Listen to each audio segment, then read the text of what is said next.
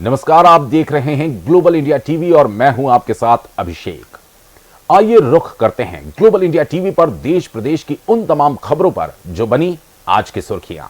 नासिक में शिवसेना पार्टी महिला आघाड़ी की ओर से सरकार के खिलाफ प्रदर्शन। कुछ पार्टी नेताओं को निशाना बनाने और उनके खिलाफ शुरू किए गए फर्जी अभियानों को रोकने के लिए अन्य अपराधियों और पुलिस के साथ साथ अवैध व्यापारियों और जबरन वसूली करने वालों की मिलीभगत है। साथ ही महिलाओं को सुरक्षा की गारंटी देने की मांग को लेकर शिवसेना की ओर से कलेक्टर जलज शर्मा समेत पुलिस कमिश्नर को आंदोलन की चेतावनी दी गई। इससे पहले महिला आघाड़ी ने नासिक कलेक्टर कार्यालय के सामने प्रदर्शन करते हुए नारेबाजी की। बयान में कहा गया है कि विधानसभा चुनाव से पहले शिवसेना के जिला प्रमुख सुधाकर बड़गुजर को फंसाने के लिए उनके बेटे दीपक बड़गुजर को फंसाने की साजिश रची जा रही है। लोकसभा चुनाव के दौरान भी बड़गुजर को गिरफ्तारी का नोटिस जारी कर गिरफ्तार करने की कोशिश की गई। इतना ही आरोप है कि ये प्रक्रिया विधानसभा चुनाव को देखते हुए लागू की जा रही, जबकि शहर में अन्य अपराध भी बड़े पैमाने पर हो रहे हैं। पुलिस को इसे नजरअंदाज करते हुए केवल राजनीतिक एजेंडा लागू करना चाहिए, ये सही नहीं है।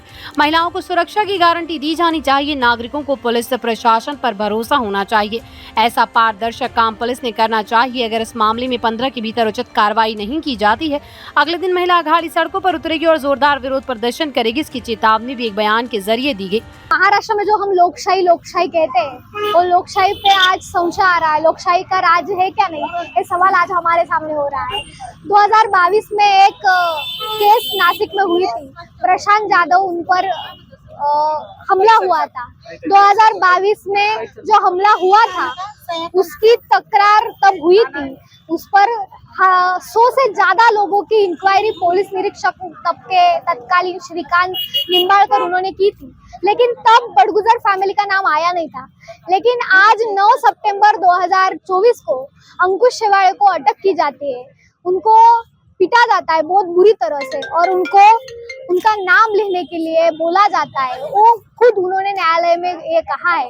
मुझे लगता है बहुत गलत है। 2022 का प्रकरण आप 2024 में करते हैं, लेकिन 14 दिसंबर 2024 को पवन नगर में गोलीबार हुआ, उस पे 8 लोग थे। उनमें से एक लोग ने कहा कि एक नगर सेवक ने सुधाकर बड़गुजर साहब पर गोलीबार करने के लिए हमको कहा था।